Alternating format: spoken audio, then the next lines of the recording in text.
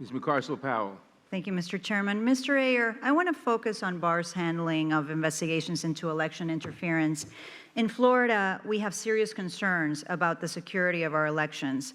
The Russian government hacked Florida's election system in 2016, and it is crucial that we ensure the integrity of the election process in November.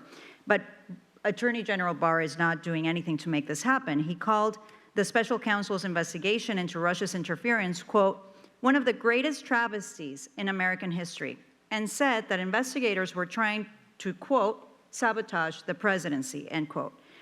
Let's be clear. The special counsel's investigation confirmed that Russia attacked our elections.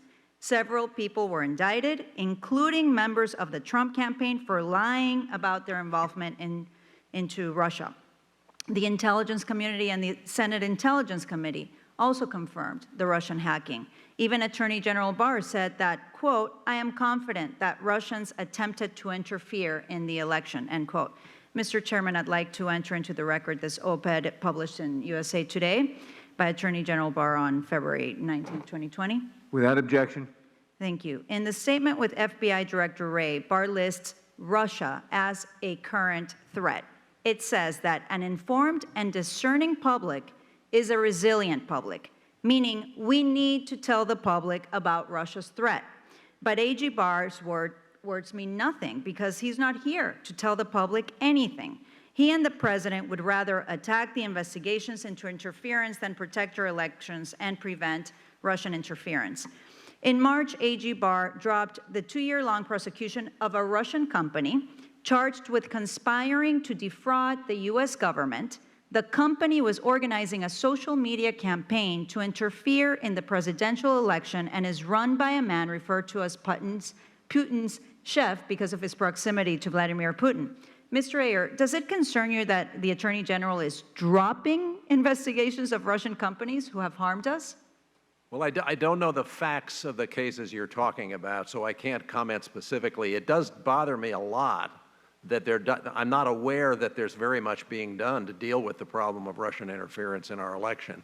And it seems to me there ought to be just an enormous priority on that, just as there should be an enormous priority on figuring out how people are going to be able to vote with the coronavirus. So I'd like to see the priorities somewhere other than the wrong direction, which is some of the areas he's talking about. Thank you. And, you know, the Attorney General knows that Russia is a threat, but he is dropping prosecutions against Russians who attacked us. What message does it send to other foreign threats like China or Iran if our Attorney General won't hold Russia accountable? Mr. Ayer, you wrote in your written testimony that AG Barr was, quote, actively undermining and subverting the role of independent fact-finders who were put in place precisely so that the public can have trust in our justice system. Can you briefly explain this to us? Well, it's a couple of different levels of activity. One is, you know, the statements he made with regard to the Mueller investigation, basically whitewashing the findings with regard to obstruction. That was the biggest single part. He just misled us about it. In December, when the IG investigation by Horowitz of the Russian interference investigation came out, and they found it was properly predicated and there was no bias in the oversight of it, Barr immediately went public and I think went on the media and announced he disagreed with that. So he actively intervenes and undermines conclusions, but he also acts to replace, to override, he has these processes he's put in place, including his own investigation, duplicative investigation of the Russian interference, and then these little things that come along like doing intake of information from Rudy Giuliani. Well, we'll just handle that in-house. We won't let the career people deal with that. There's a bunch of those. I share your concern. This should not be about party politics. The stakes are way too high, and we all should be focused on protecting the integrity of our elections, Mr. Ayer.